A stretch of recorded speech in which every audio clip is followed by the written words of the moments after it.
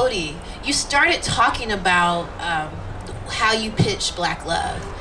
Could you talk about how you were able to grow your content to where it is now? So you have blacklove.com and you have content there.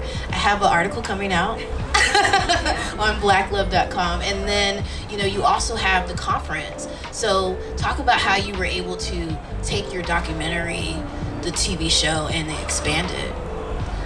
So yes, the blacklove.com and the events, specifically the Black Love Summit, are certainly an extension of the brand, but they were always the plan, right? Black Love was never meant to just be entertainment. It was never meant to be just a 1-hour show. Like, it was a passion, like a deep passion of mine to be able to show healthy relationships, right? Healthy relationships via Black people. The end. Like, showing Black people finding love whenever and wherever we find it is what the show's about. Which is why we have interracial couples, which is why we have, LGBTQ couples. Like, we wanted to make sure Black people are represented in love.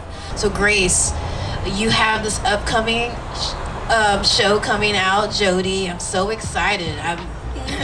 Who else was a Daria fan growing up? Okay. I'm gonna need your eyeballs at some point. Yeah.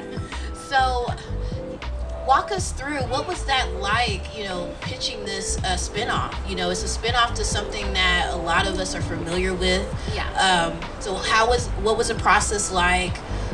What were some of the obstacles? How did you get, Tracy Ellis on board? Yes.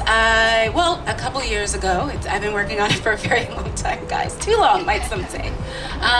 But they were looking for a writer to do something with the Daria franchise, and just boring. Like, I got hooked up with my agents and I pitched for the job, and I got it. And it was a process over years. At first, it was going to start out as a made-for-TV movie, and then MTV was going to do it, and then we decided to pitch it. So the first thing I did was pitch the lovely Miss Tracy Ellis Ross.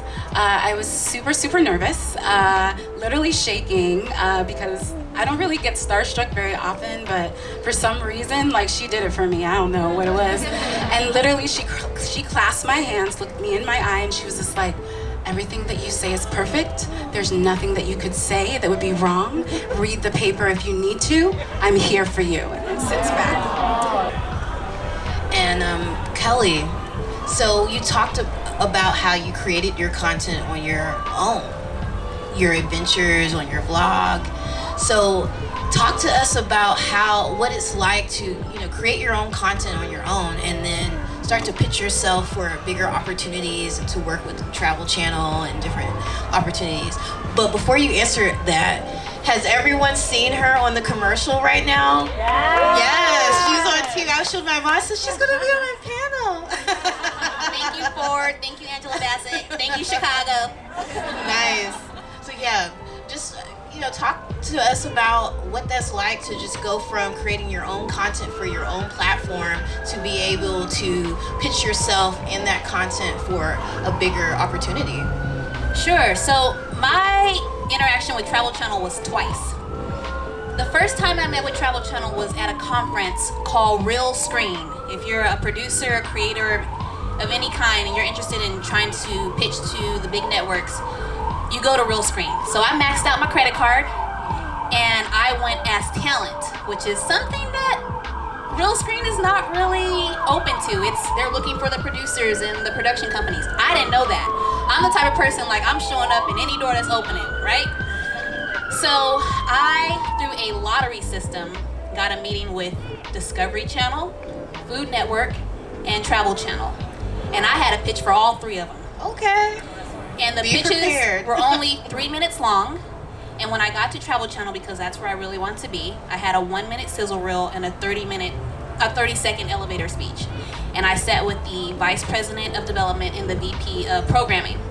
And when I showed them my video and they were done, they looked me in my face, they said, "Wow, we have never seen any talent like you. We have no one like that on our network right now. Like, this is incredible." Shella. So you're at Array, and Array is doing some amazing work, just championing women of color and Black women. But one part of Array is the distribution arm. So there's some really great work that's happening there.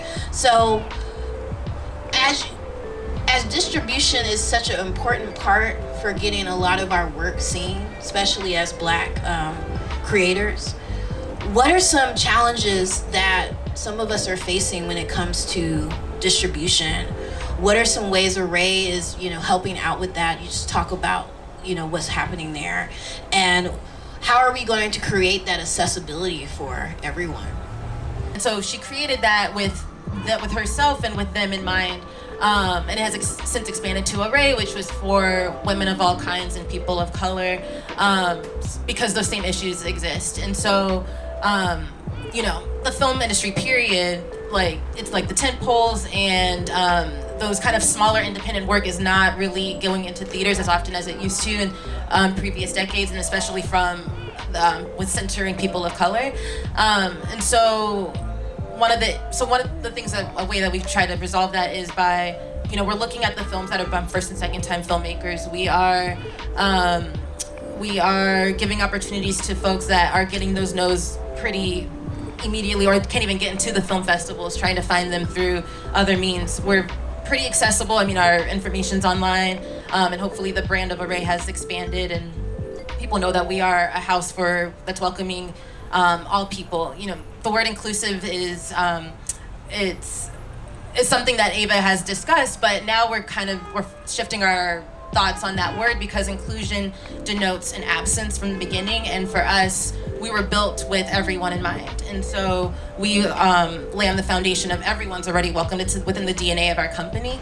And so we're open. We're here for specifically looking at kind of like those first and second time filmmakers who are trying to get their name out there.